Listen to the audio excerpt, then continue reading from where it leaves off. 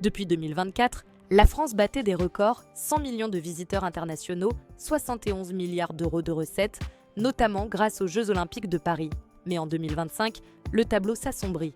Dans l'ombre des chiffres globaux, plusieurs régions françaises, jadis emblèmes du tourisme mondial, voient leur fréquentation s'effondrer entre désintérêt, concurrence étrangère, crise logistique et image ternie.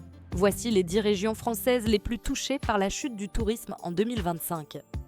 1. Île-de-France. Autrefois emblème du tourisme mondial avec Paris, Versailles ou Fontainebleau, l'Île-de-France subit en 2025 une chute brutale de fréquentation. Sur fond de coûts de vie élevés, grèves régulières, sentiment d'insécurité et image de la destination fragilisée à l'étranger, le taux d'occupation hôtelier se trouve désormais en dessous de tous les niveaux observés pendant la pandémie.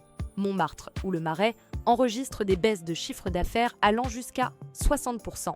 L'aéroport Charles de Gaulle fonctionne à moins de 50% de sa capacité habituelle pour les vols long courriers. Plusieurs liaisons directes vers le Japon, le Canada ou l'Amérique latine ont été suspendues pour durée indéterminée. Les agences de voyage rapportent des licenciements et un sentiment de désespoir. Le rêve de la France est devenu un défi. Cette région inaugurale illustre le début d'un effondrement national.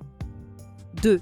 Provence-Alpes-Côte d'Azur, région symbole du soleil, des champs de lavande et des plages méditerranéennes, la PACA n'échappe pas à la crise malgré des chiffres encore flatteurs en 2024 où elle avait enregistré une hausse de 2,2% des nuitées totales portées par la clientèle internationale, plus 6,8%, et les campings, plus 1,2%.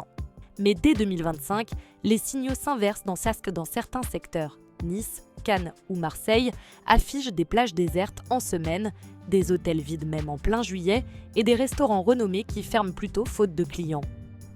Le Sud souffre d'une concurrence accrue de destinations comme le Portugal, la Croatie ou le Maroc, perçues comme plus stables et moins coûteuses. De plus, la dépendance économique de la région au tourisme représente plus de 13% du PIB, ce qui induit un effet domino. Commerce fermé, saisonniers sans emploi, collectivités locales en difficulté. 3. Auvergne-Rhône-Alpes, avec des joyaux comme Chamonix, Val d'Isère, Courchevel ou Lyon capitale gastronomique, cette région s'était imposée comme une destination incontournable. Pourtant, en 2025, les réservations chutent de 35% sur la saison ski par rapport à la précédente. Certains établissements, auparavant pleins jusqu'en mars, ferment dès janvier faute de clients. Pour un couple européen, une semaine de ski dans les Alpes françaises dépasse couramment les 3000 € contre des Alpes italiennes ou suisses plus abordables. À Lyon, le tourisme de week-end venant de Belgique, Allemagne ou Royaume-Uni se tarit. Annulation en série et hôtels vides, même si les restaurants de renom restent présents. Ajoutez-y des transports perturbés, grève SNCF, vols annulés, routes bloquées et une Europe désormais sensible au rapport qualité-prix. Et vous comprenez pourquoi de nombreuses personnes privilégient la Slovénie ou l'Autriche, plus accessibles. 4. Occitanie. Plage méditerranéenne, vignobles et patrimoine culturel, l'Occitanie semblait promise à un avenir radieux. Pourtant, sur les 6 premiers mois de 2025, la fréquentation internationale chute de 31% par rapport à 2023 et même le festival de Carcassonne figure parmi les éditions les plus modestes récentes. La perception de cherté, une logistique perturbée, réseau ferroviaire réduit, vols supprimés et un accueil jugé moins chaleureux pénalisent durablement. Les touristes européens optent pour la Croatie, la Grèce ou la Turquie, considérées comme des alternatives plus économiques et fiables. Les souvenirs ne se créent plus, une fatalité pour une région où l'expérience humaine est essentielle. 5. Nouvelle-Aquitaine, plus vaste région de France, la Nouvelle-Aquitaine regroupait des trésors touristiques de Bordeaux à Biarritz, en passant par le bassin d'Arcachon. Mais en 2025, plus de 2,8 millions de touristes internationaux manquent à l'appel en un an. Biarritz tombe à un taux d'occupation inférieur à 60% en été, du jamais vu depuis plusieurs années. Bordeaux, jadis animé, affiche désormais des chambres vides même pendant les jours fériés. Les visiteurs relèvent un paradoxe, des prix alignés sur des villes comme Florence ou Vienne, sans l'équivalent de richesse culturelle et des infrastructures moins bien connectées. Les incendies estivaux et l'image de menaces écologiques achèvent de ternir la réputation.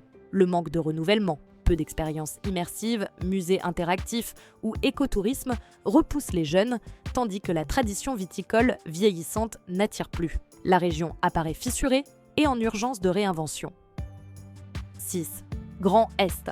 Entre Strasbourg, Colmar ou Reims, cette région mêle histoire européenne, vins blancs prestigieux et marché de Noël attractif. Pourtant, elle perd 1,9 million de touristes entre 2023 et 2025. Les hôtels familiaux fonctionnent désormais à moitié vides, les restaurants perdent leur clientèle allemande, belge ou suisse. Le tourisme institutionnel s'essouffle. C'est moins de congrès, de visites officielles, de journalistes sur place. La voix off souligne la déception touristique. Colmar sur Instagrammé a déçu beaucoup de visiteurs qui la jugent trop chère, saturée et peu adaptée aux voyageurs jeunes. Avec un manque d'innovation dans les parcours culturels, peu de dynamisme dans l'offre, le vieillissement de la main-d'œuvre et l'absence de ressources jeunes dans le secteur hôtelier créent un cercle vicieux. Cette région mémoire risque de disparaître des itinéraires mondiaux si rien ne change. 7. Bretagne, célèbre pour ses falaises sauvages, ses traditions celtiques, ses crêpes et son cidre, la Bretagne a longtemps séduit une clientèle en quête d'authenticité. Mais en 2025, elle subit une baisse continue, 5,9% de fréquentation touristique par rapport à 2023. La clientèle britannique, première du Grand Ouest, a été divisée par 2 après les complications du Brexit. Le climat incertain, plus de 40 jours de pluie en 2024, vague de chaleur en 2025, rend les séjours instables. Le réseau ferroviaire breton, déjà limité, subit des coupes, trains suspendus ou réduits. Les aéroports comme Brest ou Quimper connaissent une chute de 30% des arrivées internationales depuis 2019. Résultat, festival culturel moins fréquenté, commerçants absorbant moins de touristes, tourisme rural à l'agonie. L'écosystème culturel en Bretagne vacille. 8. Normandie, destination hautement symbolique avec ses plages du débarquement, Mont-Saint-Michel, ses musées et cimetières de mémoire, la Normandie affronte une crise grave. Certaines villes subissent une baisse internationale de 38%. Hôtels de luxe à moitié vacants, croisières annulées, circuits guidés désertés.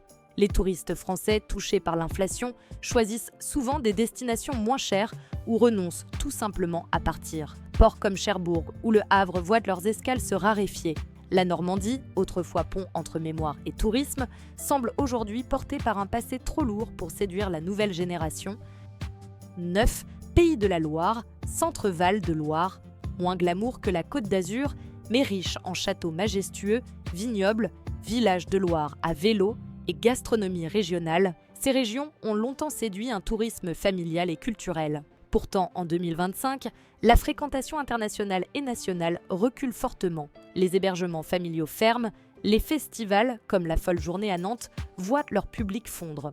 Le tourisme fluvial, croisière sur la Loire, stagne ou recule. Les circuits organisés suspendus face à la hausse des taxes et à l'incertitude logistique. Pour les Français, la région reste attractive, mais de nombreux jeunes guides partent, les artisans disparaissent et les villes comme Angers ou Saumur perdent de leur vitalité touristique. Ce qui faisait l'identité régionale s'évanouit dans le silence. 10. Corse, île méditerranéenne au charme intact. Mer turquoise, montagnes sauvages, villages de pierre, cuisine matinée d'Italie et de France. Mais même la Corse affiche des signes d'essoufflement en 2025. Les liaisons aériennes et les ferries maritimes connaissent des baisses de trafic, l'hôtellerie familiale se retrouve sous-occupée, les jeunes saisonniers fuient vers d'autres horizons faute d'emplois viables. La clientèle française réduit ses séjours. Les touristes internationaux privilégient d'autres îles méditerranéennes plus accessibles ou perçues comme plus fiables. Le risque, la grande île perd son aura et devient une destination secondaire dans les choix européens. La France touristique telle qu'on l'a aimée est à un tournant. Ce ne sont pas des crises isolées, c'est un changement profond dans le comportement des voyageurs, un appel urgent à l'innovation touristique, à la réinvention de l'accueil, à des infrastructures fiables et une communication bienveillante. Si rien ne change rapidement, ces régions risquent de perdre non seulement leur attractivité, mais leur sens même dans la carte touristique mondiale.